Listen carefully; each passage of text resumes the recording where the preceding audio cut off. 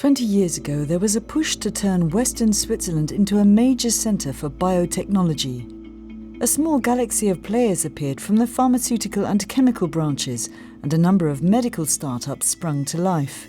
Over the past 20 years, they've spread their wings. The route from Geneva to Bern has even been named Health Valley. 750 businesses employ 20,000 people. But the sales are generated mainly by a handful of large companies. The real innovators, the small firms, are struggling.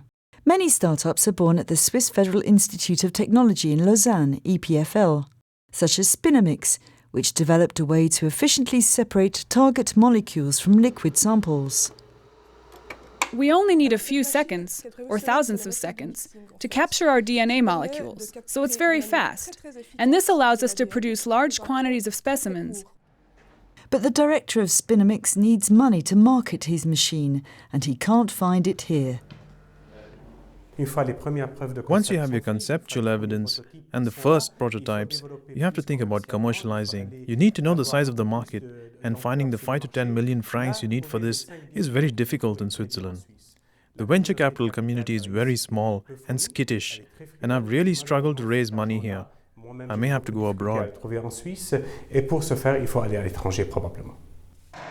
Biocartis, a specialist in molecular diagnostics, is another EPFL startup.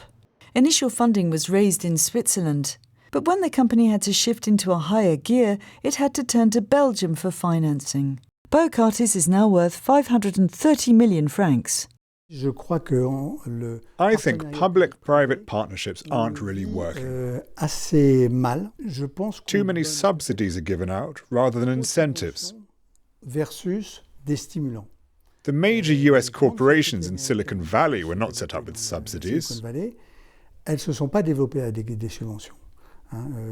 Facebook didn't receive any.